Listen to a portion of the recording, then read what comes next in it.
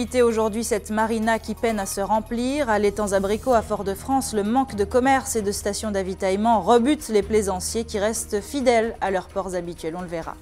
Ils ont enterré la hache de guerre. Aujourd'hui, riverains et porteurs du projet du centre des déchets de Petit-Galion se sont retrouvés pour le lancement officiel du chantier. Un complexe de 16 hectares devrait bientôt sortir de terre. Une caserne militaire du XVIIIe siècle sous le futur commissariat de police de Fort-de-France. C'est ce qu'ont révélé les fouilles préventives commencées la semaine dernière en plein centre-ville, l'occasion de collecter des données scientifiques avant le début du chantier. Enfin, la foire de Paris a ouvert ses portes aujourd'hui. Comme chaque année, les Outre-mer y sont présents. Et cette année, les Accra, Madras et ateliers capillaires feront pâle figure à côté de la nouveauté 2015 du rhum à bulles. Et puis notre invité, vous le voyez, ce soir sera Serge Loudou, président du directoire de la Maison de l'Entreprise, avec qui nous parlerons de la journée porte ouverte organisée demain pour les entreprises en difficulté. Bonsoir à tous, très heureuse de vous accompagner pour cette heure d'information. On démarre tout de suite ce journal avec ce complexe environnemental de traitement et de valorisation des déchets qui verra bien le jour. Si les riverains ont longtemps contesté son implantation à la pointe Jean-Claude Robert, ils étaient tout de même présents ce matin pour le lancement officiel des travaux. Un chantier de 16 hectares donc qui fera naître plusieurs unités de traitement. À terme, près de 100 000 tonnes de déchets y seront traités par an. Les précisions de Loïc Régis. Premier coup de pelleté symbolique. Élus et habitants que tout opposait hier sont réunis aujourd'hui pour lancer le chantier du centre de traitement des déchets. Si le discours des politiques se veut rassurant, les riverains restent sur leur garde. Je n'ai pas encore la conviction profonde de cette assurance. Et je le dis sans lambage parce qu'il y a encore beaucoup de points à élucider. Nous voudrions qu'il y ait une clairvoyance, une limpidité dans tout ce qui sera dit et fait. Sur le fond, il y a eu beaucoup de promesses, mais rien encore de précis.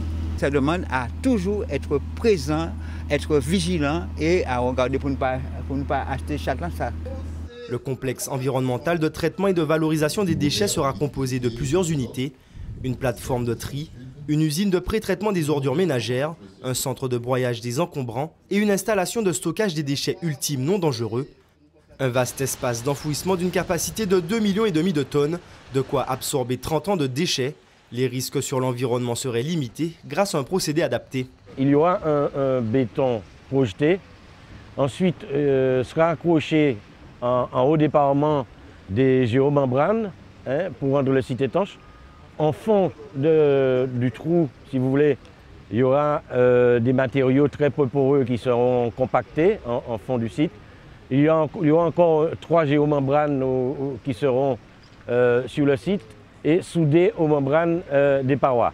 Une station moderne qui succédera à la décharge de Céron à Sainte-Luce. Les retards que nous avons pris, c'est parce que nous sommes sortis de Grenelle 1 passant à Grenelle 2 et puis les dernières normes environnementales qui viennent d'être prises sur le plan européen, eh bien, nous respectons toute la réglementation nationale mais également européenne en la matière. Le chantier commencera dès demain. La future usine sera en mesure de traiter 100 000 tonnes de déchets par an, soit un tiers des ordures produites sur toute la Martinique. Une fois la centrale sortie de terre, un comité de pilotage sera organisé entre les ingénieurs et les riverains afin d'analyser son impact dans le quartier. Premier diagnostic attendu en début d'année 2016. Au chapitre judiciaire, le décès en région parisienne d'un homme de 54 ans. La scène s'est déroulée samedi soir dans un commissariat. L'homme d'origine guadeloupéenne aurait été poussé par un policier lors d'une altercation et aurait ainsi chuté. Tombé sur la tête, il serait décédé des suites de sa blessure. Une enquête a été ouverte par la police des polices pour comprendre ce qui s'est passé. Thomas Delorme, Éric Dupuis. C'est devant ce commissariat que le drame s'est déroulé. Il est 4 h du matin quand Pierre Caillet se fracasse la tête sur le trottoir. À l'origine, un banal contrôle routier quelques heures plus tôt. Le Guadeloupéen est contrôlé positif à l'alcool et sa voiture est immobilisée. Quelques heures plus tard, il fait irruption dans ce commissariat et souhaite récupérer ses papiers d'identité, selon lui, restés dans sa voiture. S'ensuit alors une altercation avec les policiers. Pierre Caillet est blessé à l'arrière du crâne. Il est évacué vers un hôpital parisien. Il y décédera dans la nuit. L'inspection générale de la police nationale est aussitôt saisie du dossier, mais des questions apparaissent. Les policiers ont-ils tué Pierre Caillet? Quelles sont les circonstances exactes de sa mort? Pour son frère, interrogé par le journal Le Parisien, il n'y a pas de doute, Pierre Caillet a bien été assassiné.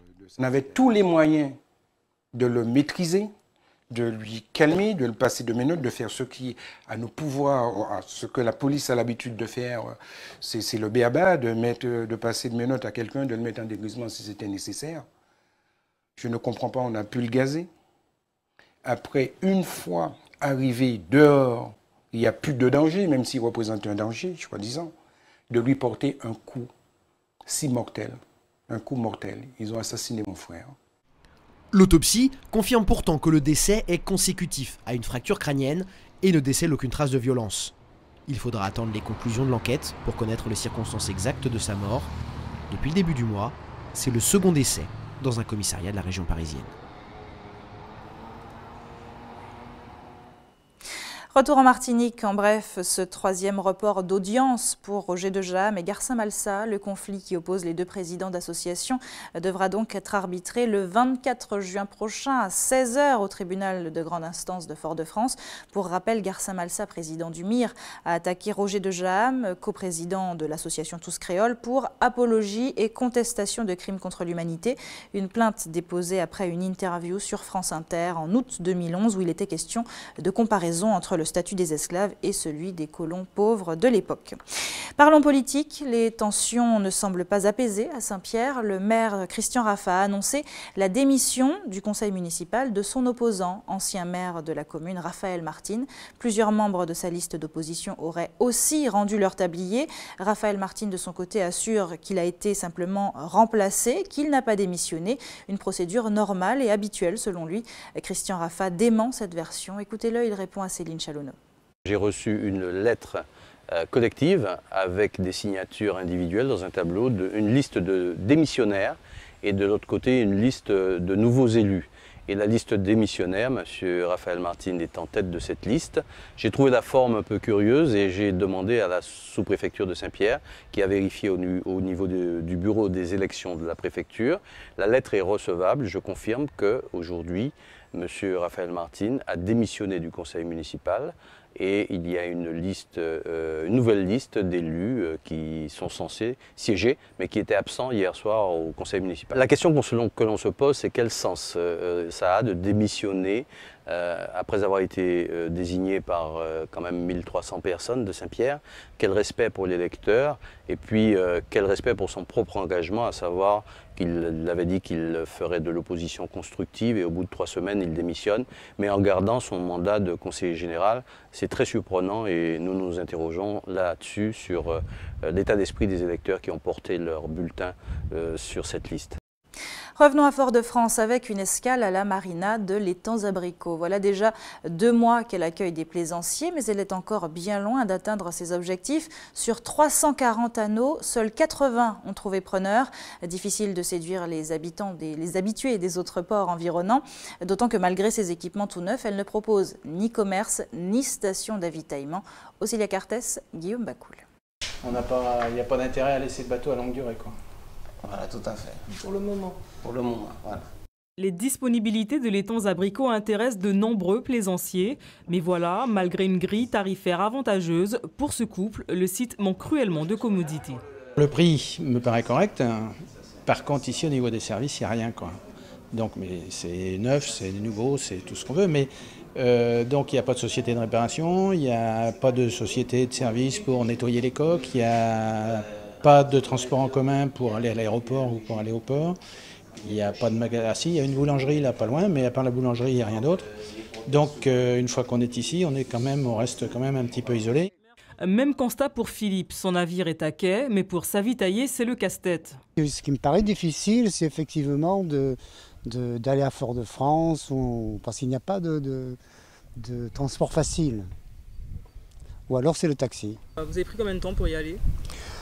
J'ai mis d'ici presque 2 heures. Presque 2 heures.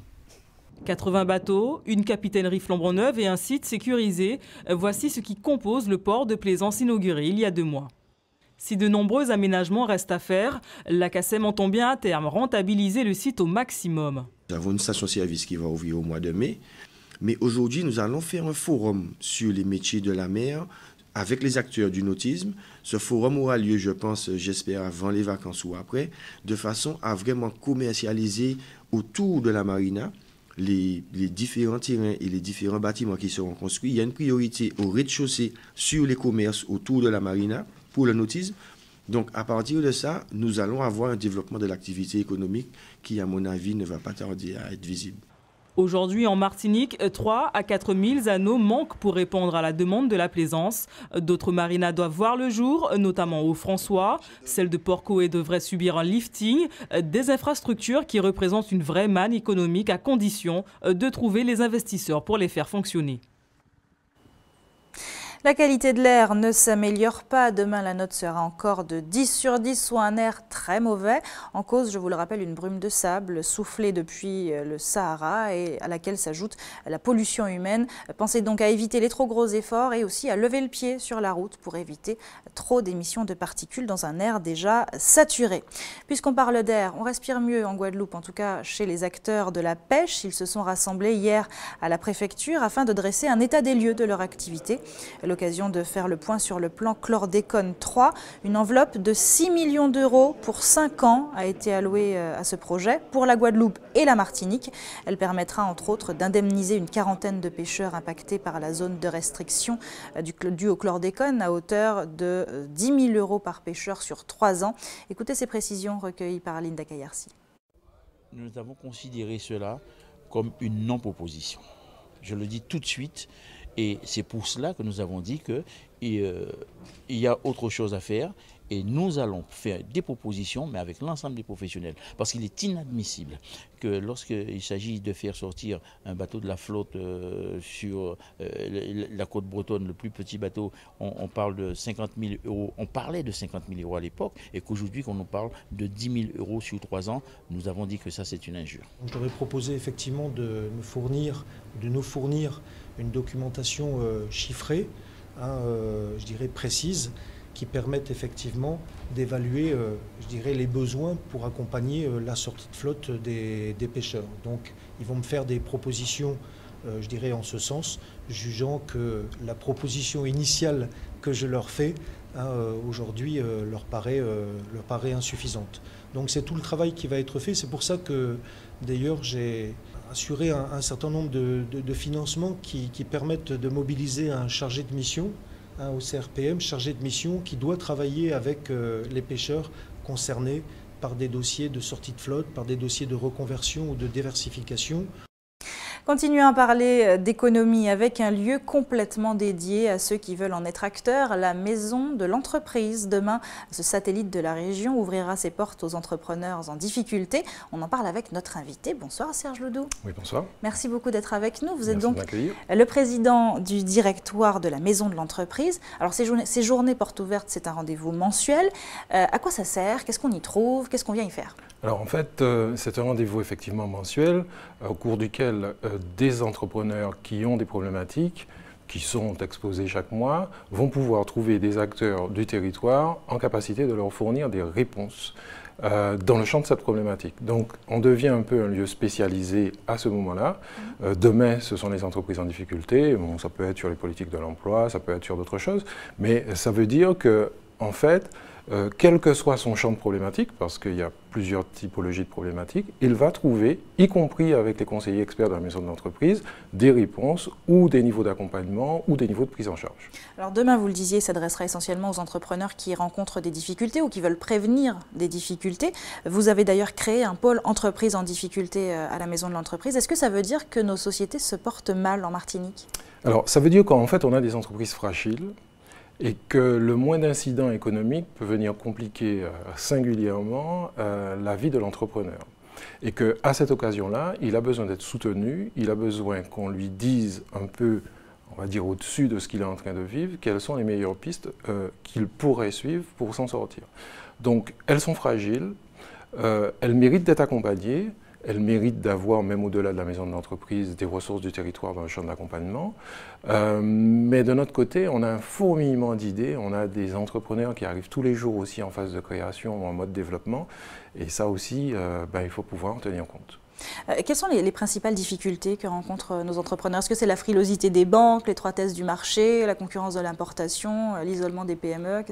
Qu'est-ce qui marque le plus? C'est tout ça? Voilà, c'est un peu tout ça parce que, en fait, bon, rarement les entreprises cumulent toutes ces problématiques. Mais c'est vrai que l'argent étant le nerf de la guerre, très rapidement, si on est dans une insuffisance de fonds propres, si on n'a pas mis assez d'argent au démarrage, si on ne s'est pas fait accompagner au démarrage, ou s'il y a eu des incidents de démarrage par rapport à des fournisseurs, par rapport à de la logistique, on va se retrouver en difficulté. Donc, ça veut dire que derrière, l'accompagnement, il ne faut pas attendre forcément d'être dans un cadre un peu j'ai plus d'argent ou les banques ne me suivent plus, etc., pour venir être accompagné.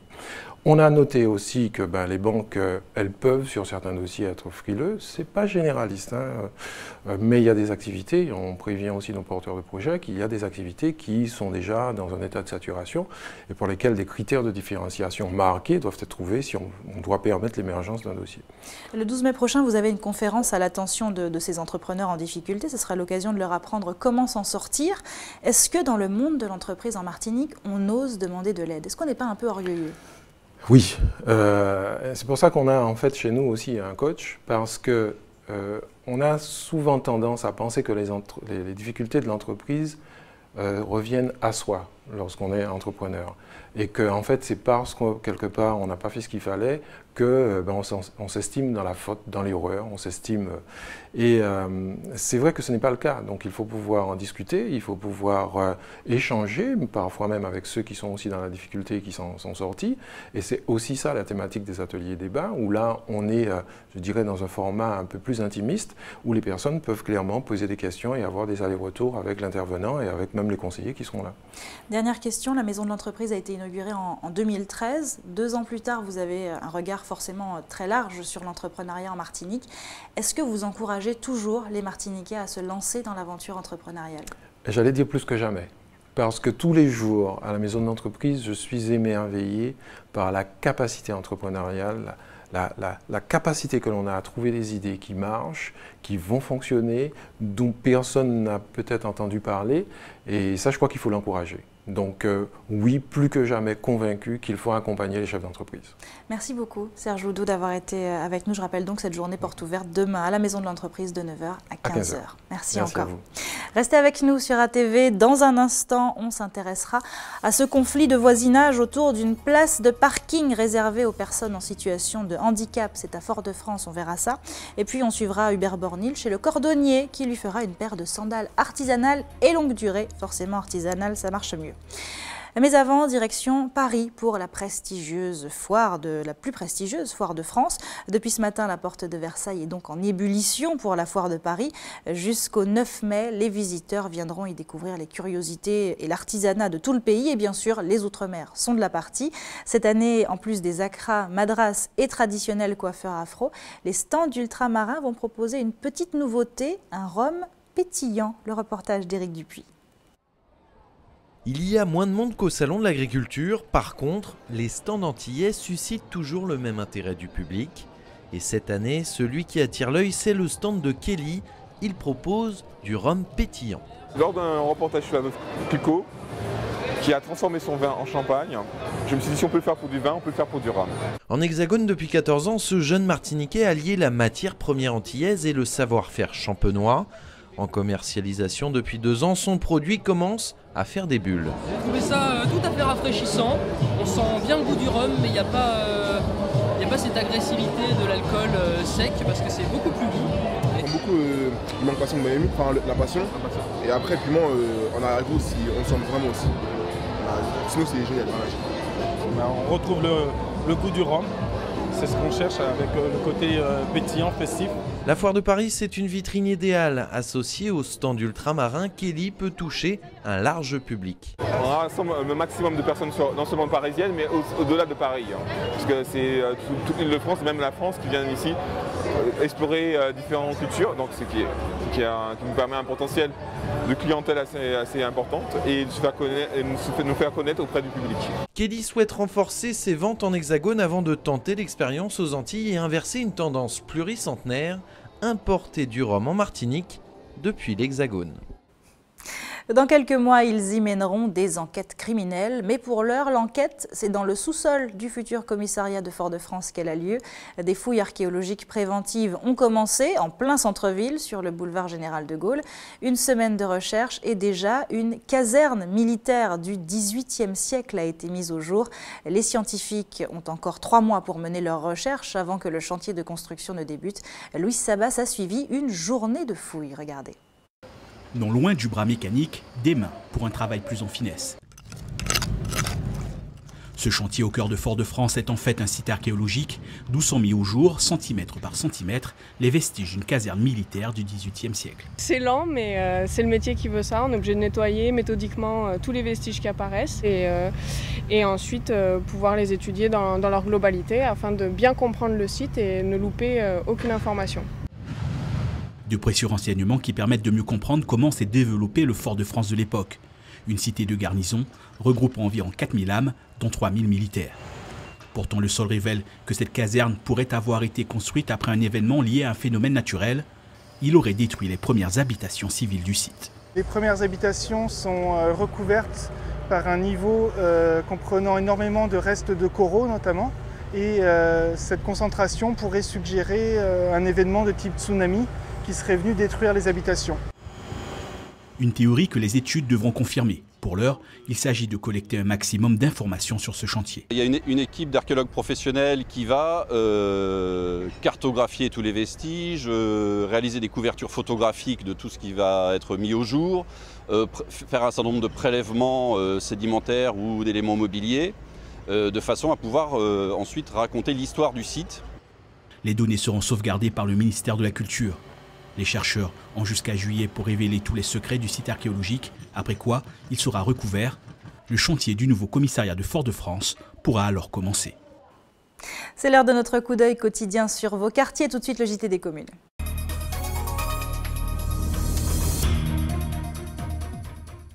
Le JT des communes qui commence à Fort-de-France. Evelyne vit près de la zone artisanale et commerciale de Rivière-Roche et depuis plusieurs mois, elle a un conflit avec ses voisins. En cause, une place de parking. En effet, Evelyne ayant des difficultés à se déplacer, une place spécifique lui a été attribuée. Or, elle est constamment occupée par d'autres véhicules, une attitude qu'elle dénonce fermement. Guy Raphaël René. Atteinte d'un handicap à la jambe gauche, Evelyne a parfois beaucoup de mal à se déplacer de chez elle, notamment quand il s'agit d'accéder à son véhicule, surtout quand celui-ci n'est pas à la place qui lui a été réservée. Le parking il est en pente, donc je ne peux pas me garer n'importe où. Donc la Lausanne m'a attribué cette place de parking, cet emplacement du moins, et les voisins ils ne tiennent pas compte. Comme vous voyez, il y a une voiture rouge garée là, ça fait presque un mois cette voiture-là est garée là. La personne est au courant que c'est notre place. Dans le parking, d'autres places réservées aux personnes à mobilité réduite sont disponibles, mais trop loin de l'appartement qu'on lui a attribué au rez-de-chaussée. J'ai appelé la police municipale ce matin qui m'a dit que c'est mon bailleur qui doit leur donner l'autorisation d'enlever la voiture parce qu'ils ont un contrat avec eux. J'ai fait part de cela à mon bailleur qui m'a dit qu'il va faire le nécessaire. Mais moi, ce que je veux, en attendant que le nécessaire soit fait, qu'il fasse la personne enlever sa voiture parce que la voiture, elle ne roule pas. Elle est là 24 heures sur 24, 7 jours sur 7. Après maintes tentatives pour régulariser la situation, Evelyne se plaint du manque de considération à son égard. Ici, en Martinique, les gens handicapés ne sont pas considérés comme des personnes à part entière. Pour les gens, comme je suis handicapée et que je n'ai pas de permis, donc peut-être que je suis personne pour eux. Fatiguée de se justifier de façon récurrente auprès des résidents peu respectueux, Evelyne espère plus de compassion de la part de son voisinage. Au chapitre info pratique, l'école primaire de Pelletier au Lamentin sera exceptionnellement fermée demain, le temps d'un nettoyage et d'une désinsectisation. La garderie, la restauration, l'accueil et les loisirs sont également fermés. Toutes ces structures et l'école donc rouvriront lundi aux horaires habituels. Attention aux coupures d'électricité. Demain, les quartiers Four-à-Chaud au Prêcheur et Saint-James à Saint-Pierre seront donc privés de courant de 8h à 14h15. Et puis à Font-Saint-Denis, ce sont les quartiers Canal de Beauregard, Coulée d'Or, Rivière-Mao, Saint-James, Font-Macrais, Bel-Oncle, Morne-des-Cadets, Morne-Gros-Vent, La Tranchée, Croix-Louisy, Montbény et Résidence Eucalyptus qui seront concernés toujours de 8h à 14h15. On termine notre tour des infos pratiques avec, comme chaque jour, le rendez-vous de l'établissement français du sang. Demain, le camion de prélèvement sera stationné sur le parking de l'hypermarché Carrefour de Cluny de 9h à 14h. Vous pouvez aussi vous rendre, bien sûr, à la Maison du Don à la Ménard de 9h à 16h. On termine ce journal avec un tour chez le cordonnier. Exit les chaussures qui nous arrivent par conteneur. Celles-ci sont fabriquées de manière artisanale par un expert en la matière. La promesse d'une chaussure qui dure et qui vous fera chanter très longtemps que les kilomètres à pied usent les souliers. Hubert Bornil, Michelet François. En prévision des longs ponts du mois de mai, j'ai décidé de me faire confectionner des sandales de ce type. On m'a indiqué une adresse en plein Fort-de-France, non loin de la préfecture. On va voir comment ça se passe. Philippe Lenoir vit depuis environ 25 ans en Martinique. On l'a d'abord connu comme cordonnier. En fait, cet homme qui a reçu les enseignements sur ce métier dès son plus jeune âge est d'abord bottier, puis podo-orthésiste, vous l'avez compris. On évoluera exclusivement dans le domaine du pied. Nous avons les gabarits et à partir de ce moment-là, on va définir sa pointure. La première enclenchée, on est donc parti pour une confection de sandales. Évidemment, cela passe par plusieurs étapes. Votre pointure est définie. Nous allons choisir les outils qu'il nous faut, les matrices qui correspondent à votre pointure. Le 39, les semelles, les talons. Nous choisissons le cuir qu'il faut. Je suis issu d'une famille de bottiers. Bottier dans l'armée, bottier sur mesure. Donc moi, je fais des études de podo-orthèse, d'orthopédie. J'ai eu un diplôme d'orthopédie. Je suis arrivé ici en Martinique en 85.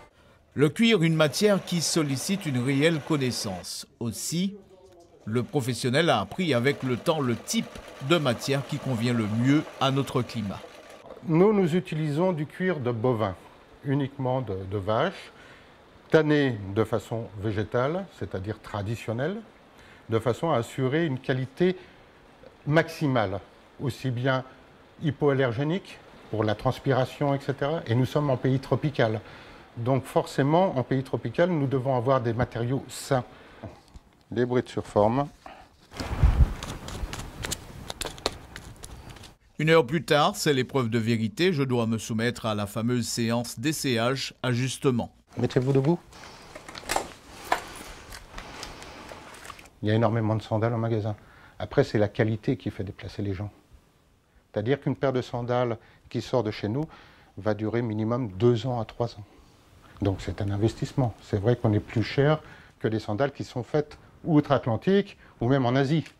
Mais ça n'a rien à voir. Enfin, on s'attaque aux dernières phases de construction. J'avoue avoir beaucoup appris sur le sujet que l'on pourrait intituler « Sandales en 25 actes ». En tout cas, c'est bien fini, avec en bonus la fierté du travail accompli. Voilà, vos sandales sont terminées. Il ne reste plus qu'à les emballer. Beau travail, beau travail. Alors, comme ça, elles seront protégées en attendant les ponts du mois de mai. Avec une boîte Philippe de Rouanel, c'est notre marque. Merci beaucoup. Voilà, je vous en prie. Et voilà le travail. Il m'a fallu attendre 1h30, mais pour vous, ça sera peut-être 2 jours. Voilà. Bon travail. Voilà Hubert, tout prêt à faire le tour des communes de Martinique. C'est la fin de votre édition locale et communale. Merci à tous de l'avoir suivi. Ne bougez pas dans un instant, on reste tout près de vous avec Anche Pays. À tout de suite.